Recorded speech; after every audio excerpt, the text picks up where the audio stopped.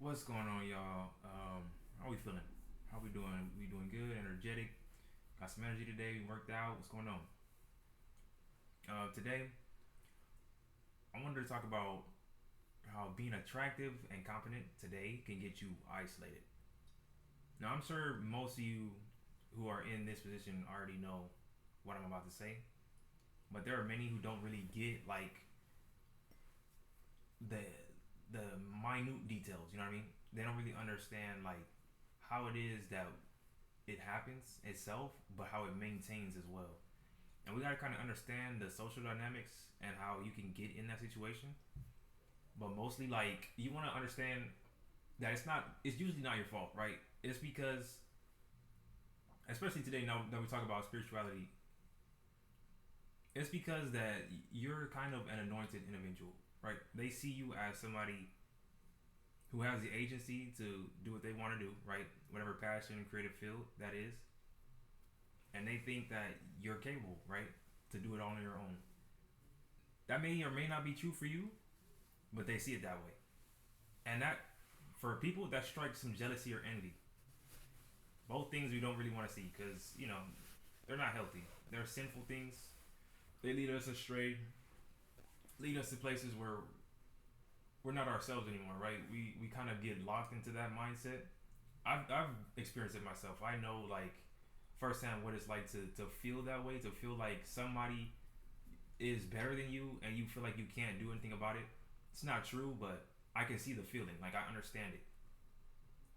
The thing is, you have to overcome that, right, yourself, and you can do that through wisdom, through conversation, or just learning in general. Because eventually, you'll understand that that's not okay behavior.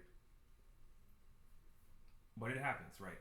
It's gonna happen to people. If you're attractive, if you just so happen to have an ability, a passion that you're really attuned to, that you really like, that you know that you can incorporate into your life, that you can live off of, that you can even profit off of, right? People see that and they get jealous.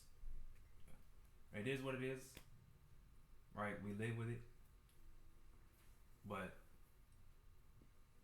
I think we need to figure out ways to allow this to be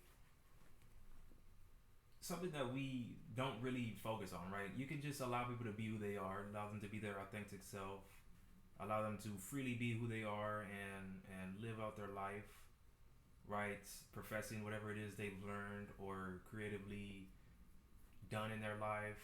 You know, you get wisdom that way. Everybody knows the knowledge that way. Your strengths in your passions and your creative fields, they'll show, right?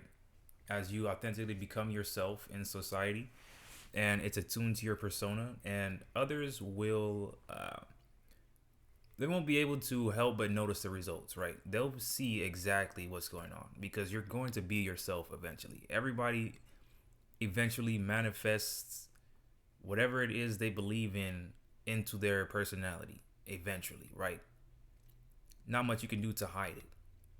Maybe at first, but as you live through your life, you're gonna want to go back to those roots, and they're gonna show themselves. So it's best to just plan them out while you're young, get them really defined and settled, and you just learn how to live that, right? You find out a way to create that path for yourself. And then if you combine that with the fact you're attractive by whichever beauty standards that you're confined in, right? Then you can also be targeted that way. The thing is that doing so is like a double whammy. Like it gets you, it gets people to see you as too capable on your own, and that could be true. You could be very capable, right? Very individual or self-sufficient. That's a good thing, right? Don't ever dim your light for that. But it does get you seen as like an even more competent target, right? Something they want to envy, something they feel jealous of. I've always been someone who isn't really fond of the norms or standards set in society, right? Because they kind of limit your potential. They kind of get you into positions you don't want to be if you're not careful. especially because most things lead you towards like a corporate mindset or a follower mindset. And if you're naturally a leader, that's not really beneficial at first. I mean, yes, you want to be a great leader, you want to be a great follower first, definitely. Um, but you don't want to like force the follower mindsets to everybody, especially when you know you can lead and you have the agency to do it. Right? You can bring people out of certain things, out of mindsets, out of ruts, out of disillusionment because you've seen through it yourself. Probably you've learned, and other people, they want to learn too. They like what you've done, what you've accomplished as far as that. They see the results, the fruits, and they're like, okay, this guy knows what he's doing, or this lady knows what she's doing. Let's follow them. Let's see what they know how to do. And it's beautiful because then they start to learn the exact path that you took, and you have the most wisdom to teach them because it's your path. You've learned it. I think it's important that we start to shape ourselves in this way, right? That we want to see ourselves in the future from an early age, because that's how you start to learn like the real wisdoms of whatever it is you want to pursue, right? You get truths that others don't get because you've experienced them. So whether it be something that was written before, right? Something that you've heard from somebody before, you can believe it at first, or you can just wholeheartedly believe it just because you like that person. But that doesn't mean it's true, or that doesn't mean it's effective just because.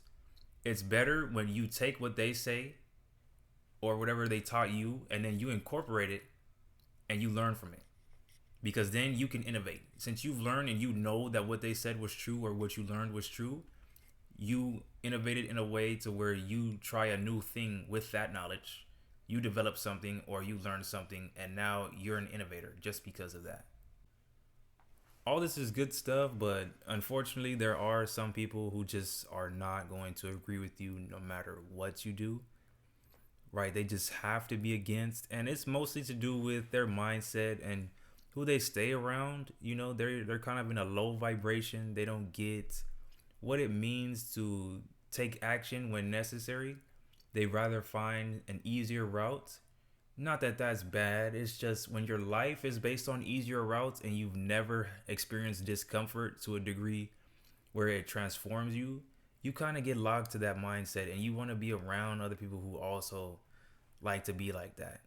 I mean, it's addictive in that way. I've never really been too far down that path. I do know what it's like. You know, I do know what it's like. I've had friends like that. I've had experiences, people I've fallen out with. And ultimately, it's always the same situation. They end up just the worst versions of themselves. They give up. They don't really care for anything. They become apathetic. And eventually, they lose ties with whoever they were with at the time, especially you, because you could see it firsthand. Um, it's a sad thing. It's mostly to do because there's evils out there and people have personality disorders, you know, the NPDs, the BPDs. It's because it's because of our social dynamics and our family dynamics as well. And it also stems from the government. But what we need to understand is that that is not the end all. It's not, right? Even if there are so many of those people to where it looks like, yes, everybody's like that. Like, why not me? Even though it looks like that, it's not the case. Many are lying about their benefits or lying about their livelihoods, or they're at least making it look so good to specific people so that way they think that they're like that. And that's almost never the truth, right? Nobody is that self-sufficient to just be able to profit while doing the most manipulative stuff.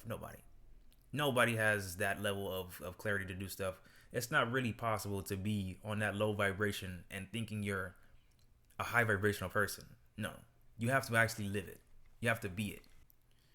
So they kind of move away from rational thinking, right? They move around from what was moral at first. They move to the immorals. They go for those who seem like they shine on their own or have a sense of shine or glitter to them. What that means is like, do you have something about you that just seems unattainable from a distant standpoint. So as you progress and you continue to refine your creative passions, right? Eventually it's going to make you more vulnerable, right? You'll want to emphasize your traits more openly, and you'll want to display them authentically. Like, you'll want them to be a part of your character, because for people and for yourself, it's a talking point, a conversation point. It's something that is attractive in itself. And it's also something that people like to aspire to. They like to see that because it's a joyful thing. Like, somebody lives in their truth. It's displayed through them and it makes them happy. I also want to be like that, right? That's anyone. But of course, this comes with drawbacks. If you're like this, right, you have passions, you have things that make you vulnerable that are attuned to you. There are also people who would like to dim that or want to take from that or snatch your energy in that way, and it's really bad. All right, that's gonna do it for now. I hope y'all have a great rest of y'all day. Hope y'all learned something today, and I hope y'all try to incorporate some passions into your life and understand how it is in society. I know it might catch a lot of you by surprise if you never understood what was going on or what we discussed. But once you start to understand, you'll see like this stuff happens often, so you gotta be careful. Anyways, I love y'all. Hope y'all have a great day, and peace.